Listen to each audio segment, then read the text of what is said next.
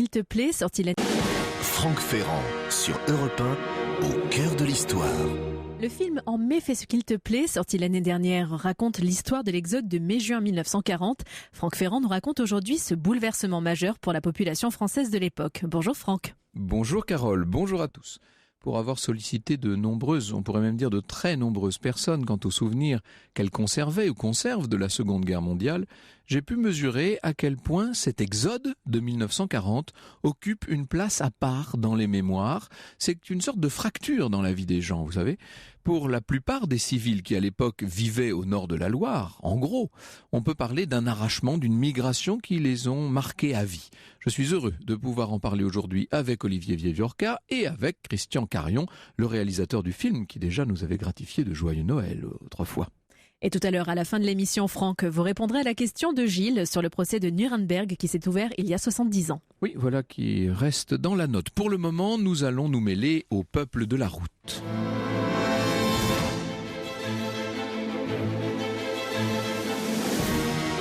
Au cœur de l'histoire, au cœur de l'été, 7 jours sur 7 sur Europe 1. Franck Ferrand.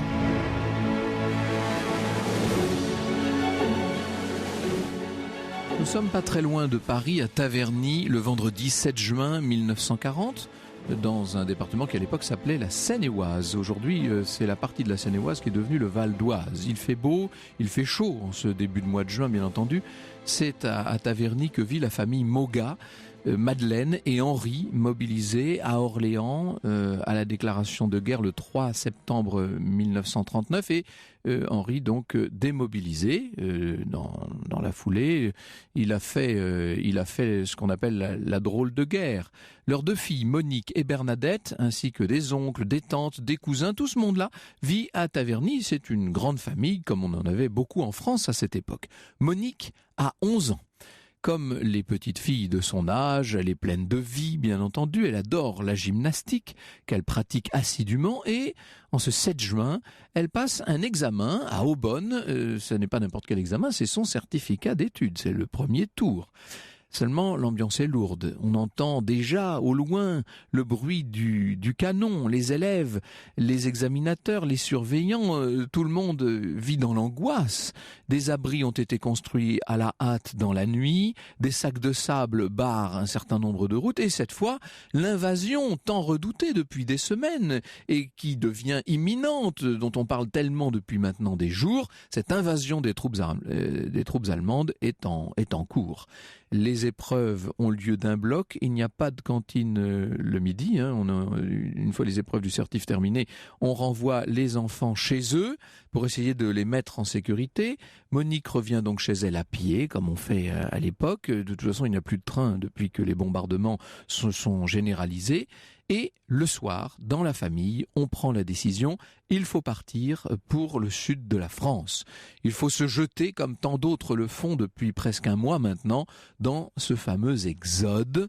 Exode que Monique raconte dans un ouvrage paru chez Geste Éditions il y a 2 ans et qui s'appelle « J'ai 12 ans à l'exode ». Le samedi 8 juin donc, le jour est à peine levé, des voisins, des amis, des parents de Monique, les Bondeaux, arrivent avec 2 voitures, il y a une camionnette et une voiture de tourisme. Ils ont demandé à la famille Moga la possibilité d'entreposer leur matériel de travail chez la grand-mère maternelle, dans le Loiret, à Neuville-aux-Bois. Ils travaillent dans l'électrification automobile. Eh bien, ils se proposent d'en profiter pour emmener Monique, sa sœur, ses parents, ainsi que le petit chien de la famille, Rick, dans la camionnette. Donc, il faut imaginer tout ce monde-là qui s'engouffre dans une énorme... dans la voiture. On en profite pour mettre les bagages, on les entasse comme on peut, ainsi que les bicyclettes. Et les 2 voitures prennent la direction de Neuville-aux-Bois. Monique va retrouver là-bas le reste de sa famille qui est en train d'arriver. La confusion de cette époque est une chose tout à fait extraordinaire. Alors nous allons voir que, bien entendu, cette confusion a été extrêmement pénible à vivre pour beaucoup, mais qu'elle a aussi permis à d'autres, notamment des personnes qui avaient une vie difficile à l'époque, de se sentir en quelque sorte libérées. Du jour au lendemain, vous n'aviez, pour beaucoup d'entre eux, en tout cas, vous n'aviez plus de patron, vous n'aviez plus de créanciers, vous pouviez vous éloigner d'une ou 2 personnes qui vous embarrassaient. Bref, c'est un moment de transformation, de bouleversement disons-le, c'est un moment de chaos. Dans les jours qui suivent l'arrivée de la petite famille à Neuville-aux-Bois, les Allemands se rapprochent. C'est-à-dire qu'évidemment, c'est comme une vague qui est en train d'envahir la France depuis le 10 mai au matin et qui, évidemment, s'accélère de jour en jour. Les Allemands progressent, il faut quitter Neuville-aux-Bois et le vendredi 14 juin, les bagages sont prêts. Pour faire la route, Monique, sa sœur, ses parents vont devoir utiliser maintenant une charrette, attelée à un cheval, bien entendu. Il n'y a même plus de voiture. Le 15 juin, le jour vient de se lever. L'oncle de Monique est parti la veille avec sa propre voiture dans laquelle avaient pris place la tante, les cousins, les cousines, etc. Et Henri arrive avec une charrette. C'était une assez grande charrette avec un cheval noir et marron appelé Raffia, nous dit Monique. Cela allait être notre attelage. En un temps record, mes parents transformèrent cette humble charrette en une sorte de roulotte de Romanichel. Une énorme malle en osier et toutes sortes de bagages y prenaient place, car ma grand-mère maternelle et ma tante Geneviève, ainsi qu'une autre tante, avaient décidé de partir avec nous. Les valises s'amoncelaient les unes au-dessus des autres et pour couronner le tout, quand il n'y eut plus de bagages à mettre, mon père fit entrer encore nos 4 bicyclettes. Il ne restait plus qu'à nous caser à 7 personnes dans cette charrette, 7 que dis-je 8, car il n'était pas question d'oublier notre chien. Mon père et ma mère s'installèrent sur le siège du cocher et le reste par derrière, comme on pouvait, soit les jambes coincées entre 2 valises, soit allongées sur des paquets avec un guidon de bicyclette dans le dos. Pour une petite fille, ça pourrait presque encore être amusant.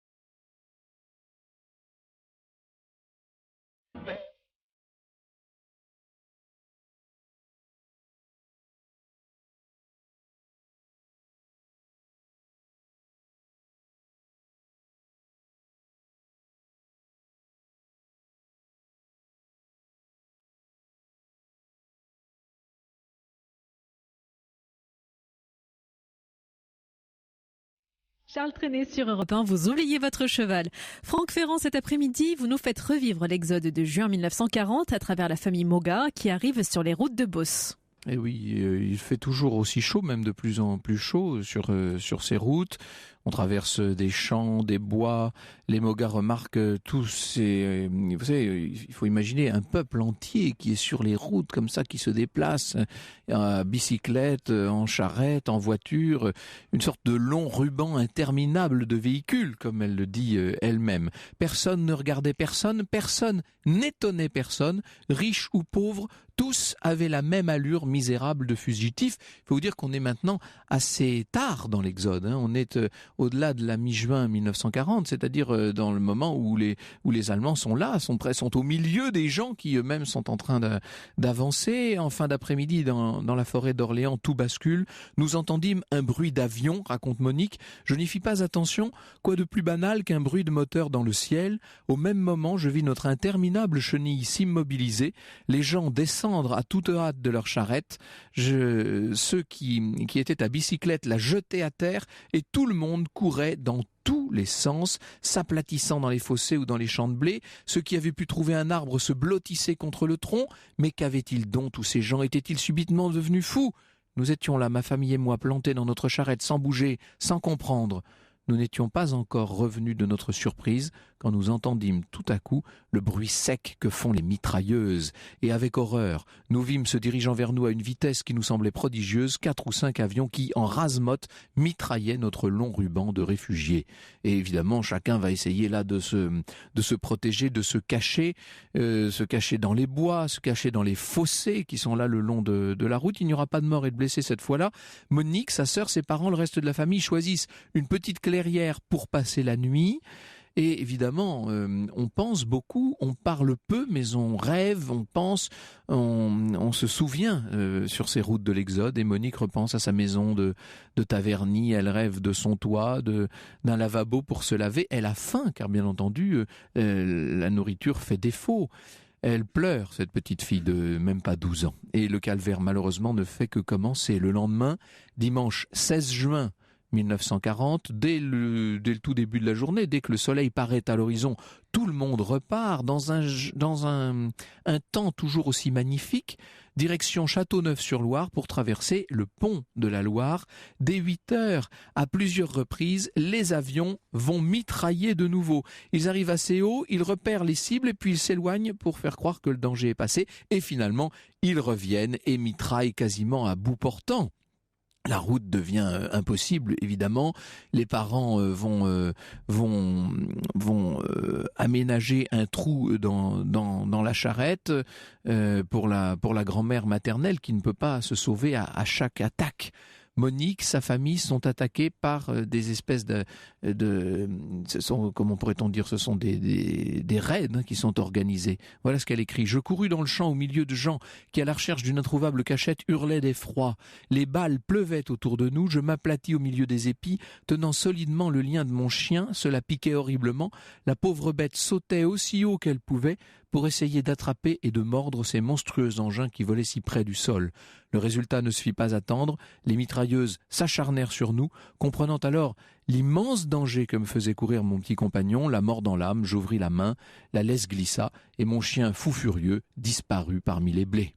Dans un cas semblable, ajoute Monique, il faut faire le mort, mais la guerre, cela s'apprend, surtout quand on est une petite fille, vous imaginez. Après cette nouvelle alerte, tout le monde arrive en début d'après-midi à Châteauneuf-sur-Loire pour passer le pont qui enjambe la Loire. Il faut traverser une rue très étroite et là, la charrette est complètement coincée et au même moment, reviennent les Stukas, reviennent ces avions sirènes qui sèment la panique. Il faut continuer à vélo et c'est là que la famille va se séparer.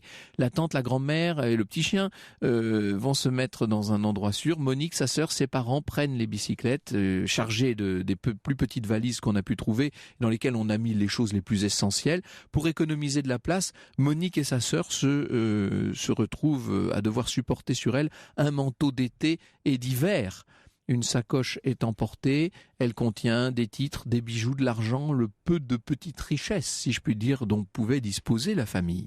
Mais dans cette rue étroite de Châteauneuf en direction du pont On n'avance pas, bien entendu. La foule est compacte. On ne peut pas avancer. Avec son vélo à la main, Monique réussit quand même à franchir le pont. Il faut faire attention parce que le pont est miné. De l'autre côté de la Loire, il y a un canon, des soldats autour. La famille trouve refuge dans une grange. Il y a enfin un peu d'eau pour se laver. Le lendemain matin, lundi 17 juin, mauvaise surprise, un des 4 vélos a été volé. Sur Europe 1, au cœur de l'histoire, au cœur de l'été, revient dans un instant. Europe 1, au cœur de l'histoire, au cœur de l'été. Franck Ferrand. Et cet après-midi, Franck Ferrand, vous nous faites revivre l'exode de juin 1940 avec la famille Moga. Et nous sommes donc maintenant le lundi 17 juin 1940. Oui, alors la route reprend, on arrive dans le Cher dans l'après-midi. Il faut vous dire que la petite Monique a été blessée, c'est une piqûre d'insecte probablement, mais son doigt a enflé. Sa mère est allée dans une pharmacie pour essayer de trouver de quoi la soigner. Le soir, des soldats vont jeter depuis des camionnettes des boîtes de bœuf bouilli pour essayer de nourrir les enfants. On se nourrit comme on peut.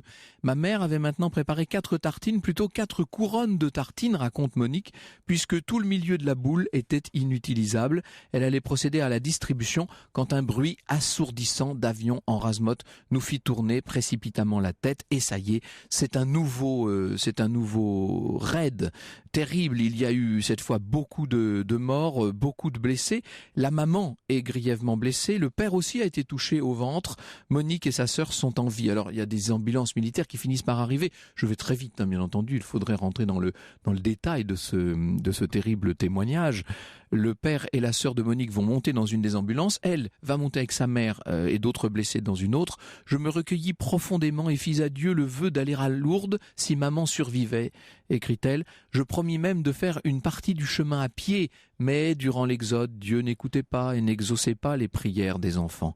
Le soir du 17, les 2 ambulances arrivent dans la cour du château de la Ferté-Saint-Aubin. Madeleine et Henri sont transportés à l'intérieur pour y être soignés. Il y avait, nous dit Monique, des blessés partout, couchés sur des brancards, couchés par terre ou assis sur le plancher. Quelques bougies éclairaient ce décor fantomatique et la maman va mourir. Le prêtre arrive et dit à Monique « Embrassez votre mère ». C'est la petite fille qui ferme les yeux de sa mère, qui l'embrasse une dernière fois. Elle sera enterrée dans le parc de la propriété.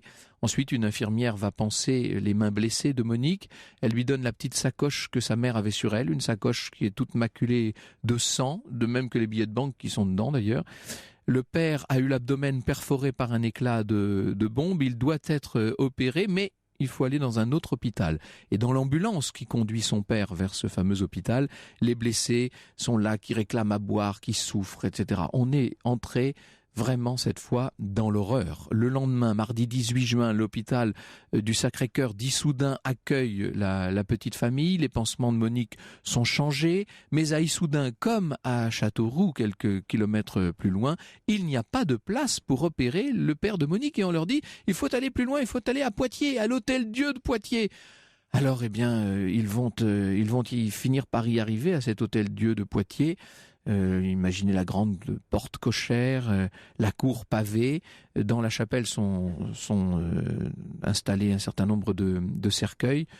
Le père est transporté à l'intérieur. Monique se retrouve avec sa sœur au dortoir des enfants perdus. On va quand même lui changer ses pansements, on leur sert de la blanquette de veau, on leur permet de se laver un petit peu et elles finissent par s'endormir. Le lendemain matin, nous sommes le 19 juin. Et évidemment, quand on connaît l'histoire de Poitiers, ce qui est mon cas, n'est-ce pas? On sait que le 19 juin, c'est le jour du grand bombardement de la ville par la Luftwaffe et ça recommence. En un instant, raconte Monique, ce fut la panique. Dans un sauf-qui-peut général, les infirmières attrapèrent le plus possible de bébés pour les jeter à l'intérieur de la cave. Les bombes tombaient les unes après les autres dans un fracas épouvantable. Pour ma part, terrorisé, je courais dans tous les sens, les doigts dans les oreilles pour ne plus entendre le bruit et criais, en pure perte d'ailleurs, « La cave! Où est la cave ?» Il y a des blessés, il y a des morts dans tous les sens. Où est le père de Monique? Elle cherche son nom sur les cercueils. Et pendant ce temps-là, le service des enfants perdus ne cesse de se remplir. Elle ne trouvera pas le nom de son père. Le jeudi 20 juin, au matin, grâce à l'infirmière qui les a un peu prises sous son aile, Monique et sa sœur retrouvent leur père au service de radiologie de l'hôpital. Il n'y a pas que, évidemment, il y a beaucoup de grands blessés qui sont là. Dans cette petite pièce avec 3 ou 4 fenêtres à petits carreaux, Henri Moga, qui a les joues creuses, les yeux vitreux, fait entendre une voix étouffée.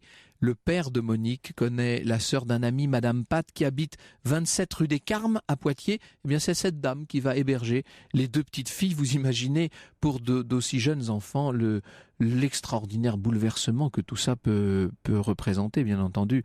La dame qui les héberge s'appelle Mademoiselle Vieillard, dans une grande maison qui est déjà elle-même occupée par toutes sortes de réfugiés qui arrivent de Paris. Dans les jours qui suivent, Monique et sa sœur se rendent à l'Hôtel-Dieu pour voir leur père, qui va un peu mieux, et à la fin du mois d'août seulement, ce qu'il reste de la famille retrouvera la maison de Taverny après avoir vécu pendant cet exode tardif, sans doute les pages les plus dramatiques de leur existence.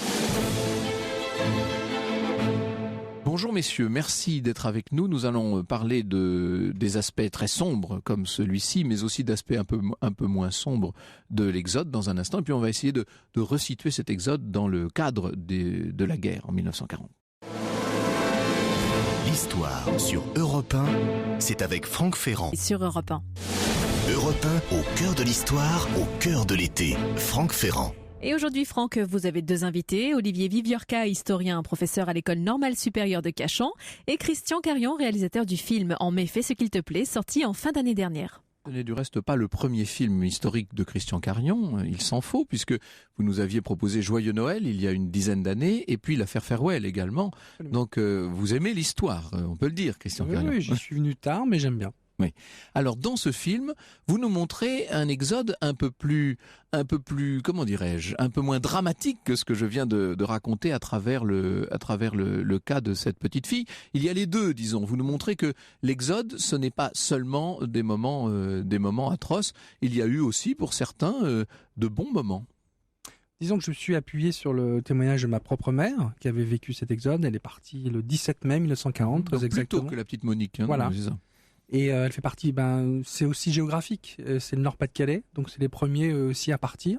Plus on habitait au nord, oui. Et plus on est parti tôt, en fait, par définition. Plus on se prend la guerre tôt. Bien sûr, oui. Donc elle part et elle m'avait raconté que le mois de mai 40 était peut-être un des plus beaux mois de sa vie, alors je le faisais répéter. Et elle me disait, mais j'avais 14 ans, du jour au lendemain, plus d'école. C'est ça. Du jour au lendemain, nous voilà partis sur les routes, alors que nous, des paysans, on prenait jamais de vacances. J'ai un vélo, mais je suis devant le groupe, je suis éclaireuse, j'ai un rôle. Le mois de mai 40 est le mois de mai le plus chaud du XXe siècle, pas une goutte de pluie. Et elle me disait, et en plus on nous demandait d'aller voler dans les maisons, c'était le top. Ah oui, c'est-à-dire que d'un seul coup il y avait un vent de liberté, oui, c'est étonnant. Il y avait d'un seul coup, c'est vrai que c'est un grand chaos, un grand fracas. La société est bouleversée, elle est sans dessus-dessous, on peut le dire. Un monde s'effondre à jamais. Une France s'effondre à jamais. Et dans ce chaos-là, eh bien, ça libère des énergies, ça, voilà. Mais qu'est-ce qui poussait tous ces gens sur les routes ? La peur de l'invasion, la peur des Allemands, de leur arrivée ? Pour les gens du Nord-Pas-de-Calais, c'est une redite, l'arrivée des Allemands, avec 14-18. Donc ils ne voulaient absolument pas revivre ce qu'ils avaient subi. Donc c'est la terreur. Il y avait même un vieux souvenir de 70 pour certaines régions aussi. Oui, donc tout à fait. C'était une redite en quelque sorte. Voilà, donc c'est vraiment la mauvaise suite. Et donc les gens se sont enfuis. Ils avaient aussi vu passer les Belges d'abord, qui leur avaient raconté des horreurs. Et donc tout ça, la peur, c'est contaminant. Tout simplement. Quand on voit les voisins partir, on se dit après tout, je vais pas être le seul à rester. Ouais, il y a un phénomène de panique collective, tout simplement, et qui fait que pour rester, faut vraiment finalement avoir beaucoup de courage. C'est un paradoxe, oui. C'est un paradoxe, oui.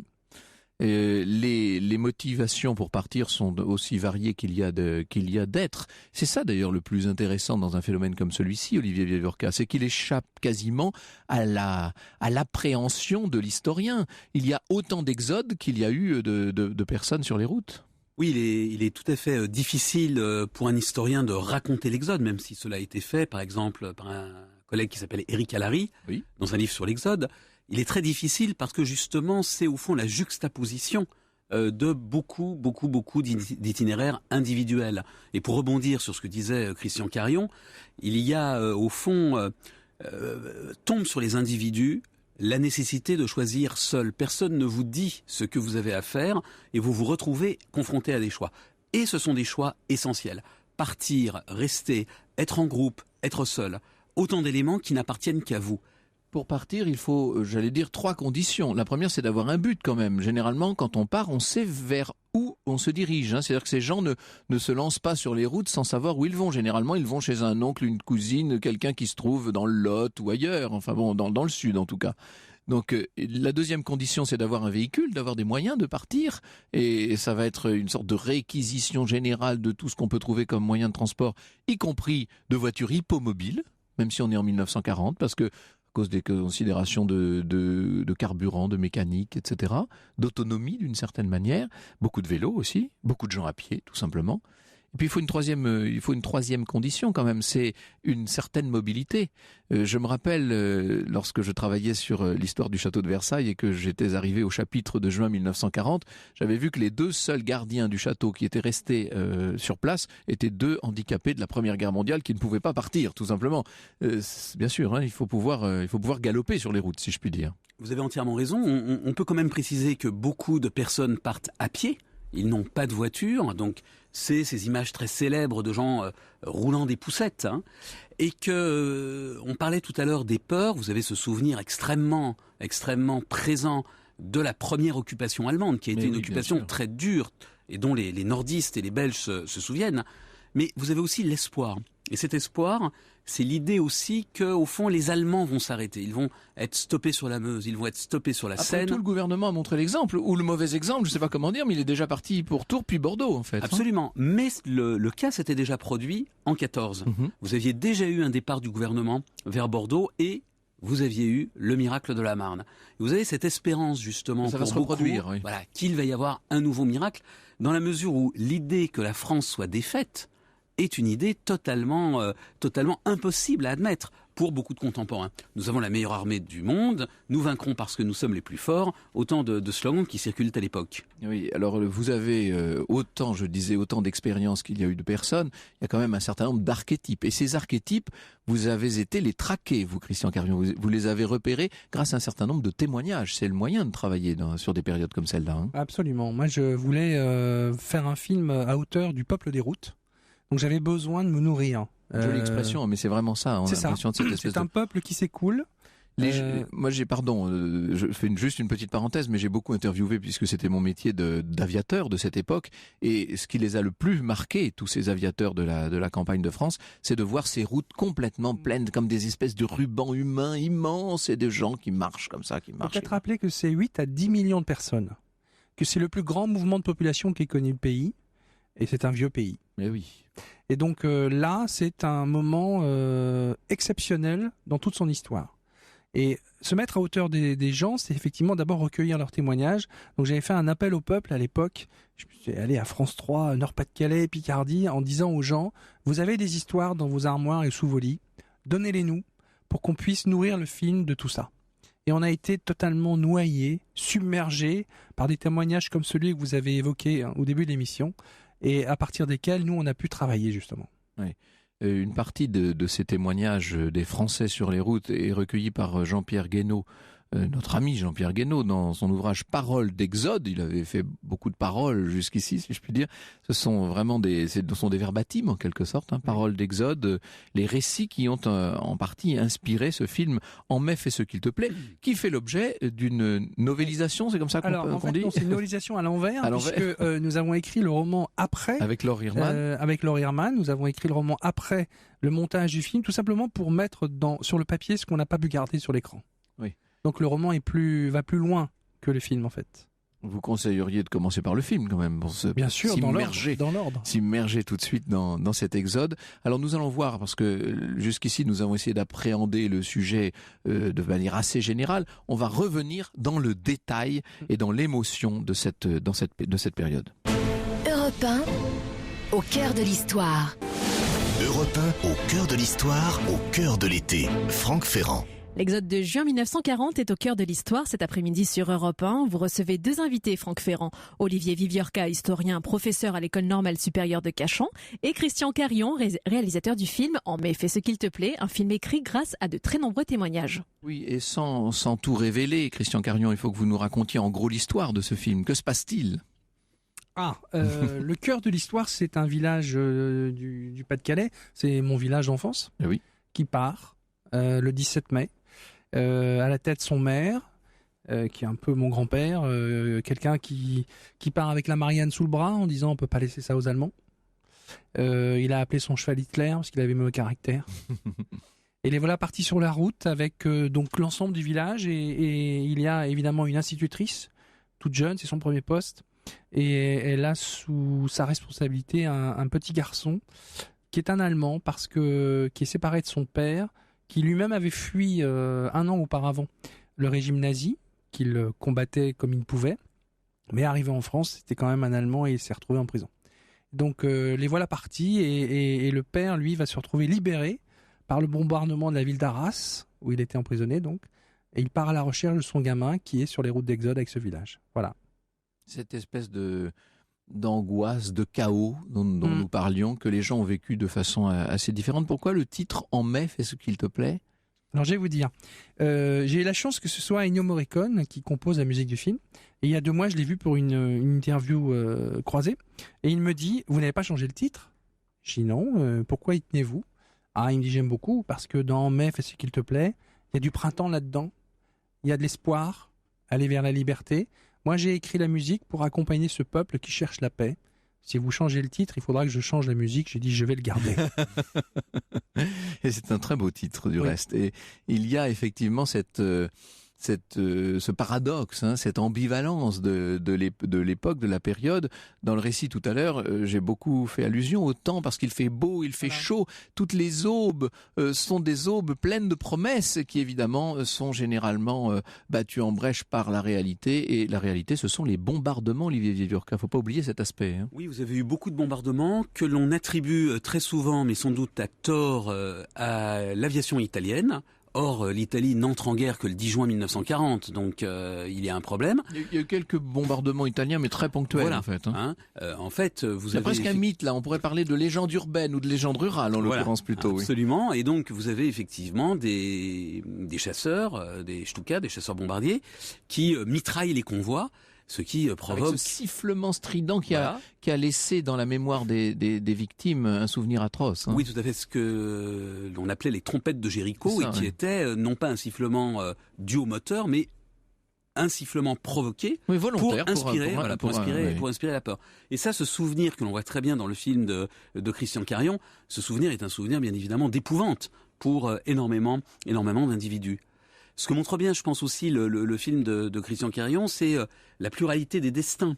On a de manière très humaine et de manière très incarnée, au fond, cette pluralité d'itinéraires, notamment à la fin, enfin, j'espère ne rien dévoiler, au moment où il faut choisir entre... N'allez pas trop loin quand même. Entre partir, entre rester. Voilà, on voit bien comment chaque individu va faire des choix, et des choix quand même difficilement réversibles. Alors, avec des alternances de périodes d'accablement, parce que tous ces gens ont très peu à manger, ne peuvent pas se laver normalement. Il y a des conditions d'hygiène qui sont terribles, Christian Carion, il faut le dire. Ça, Tout à fait. Et puis aussi, pas toujours des gestes de solidarité dans les villages qui sont traversés. Ma mère m'avait dit qu'ils avaient traversé un village où on voulait leur vendre des verres d'eau. Oh là là. Comment on peut... Comment c'est simple ? Ça s'appelle le profit. On rançonne les gens pour aller chercher de l'eau dans un puits. Voilà. Alors ça, c'est le mauvais côté. Il y a aussi ceux qui vont se montrer d'une générosité incroyable. Il y en a beaucoup quand même, qui ouvrent leur maison, qui ouvrent leur ferme, etc. Il y a d'autres endroits où, par exemple, ma mère m'a raconté que quelqu'un était sur le point d'accoucher. Eh bien, une dame qui vivait seule dans une demeure très bourgeoise a ouvert vraiment sa maison. Et d'ailleurs, ils sont restés en contact. Ils se voyaient après la guerre. Voilà, il y a eu aussi ça. Il faut le dire. C'est toute la diversité des destins humains qui se trouvent d'un seul coup comme précipités dans un événement comme celui-là. C'est magnifique pour un cinéaste, ça, non ? C'est une matière première exceptionnelle. Là, vous touchez à l'humanité. des choses et de ce qui se passe, et puis les comportements. Donc vous avez des personnages, des caractères. Enfin, moi, c'est la première fois que j'avais dans les mains une matière aussi romanesque. Sans entrer dans les secrets du tournage, le fait que vous ayez besoin de ce temps radieux n'a pas dû faciliter les choses, hein, j'imagine. Oh, faut pas jeter l'eau propre sur le Nord-Pas-de-Calais.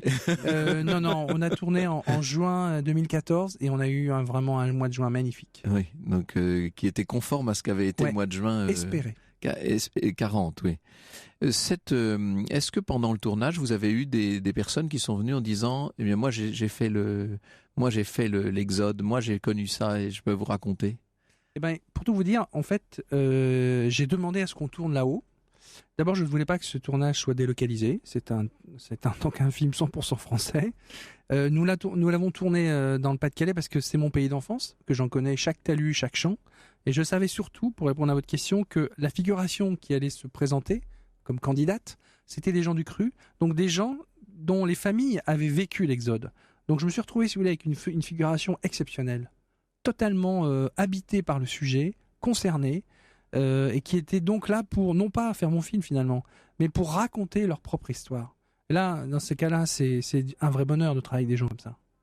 Il y a un sujet qui est un sujet parallèle à celui de l'Exode, c'est celui de la campagne, parce que pendant que la population civile s'égrène sur les routes de France en direction du sud dans un sauve-qui-peut général, les armées françaises, elles, se battent. Et contrairement à ce qu'on a parfois tendance à croire, en 1940, elles se battent extrêmement et jusqu'au bout, Olivier Vieux-Lurquat. Oui, tout à fait. Donc on a une campagne à l'ouest qui commence le 10 mai 1940 et qui va effectivement être plus rude que ce que l'on affirme souvent.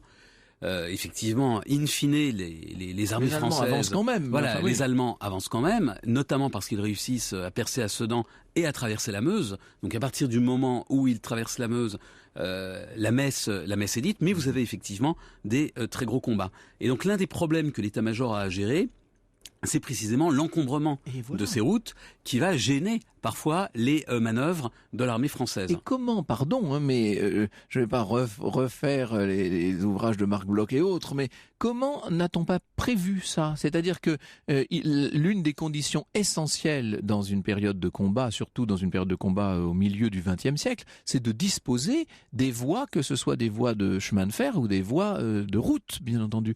Et là, les routes et les trains, tout est bloqué à cause de la population civile. Ça a été quand même assez mal conçu, ça. Alors ça a été mal conçu parce que dans l'idée de l'état-major, l'idée c'était que au fond la ligne Maginot allait bloquer les Allemands.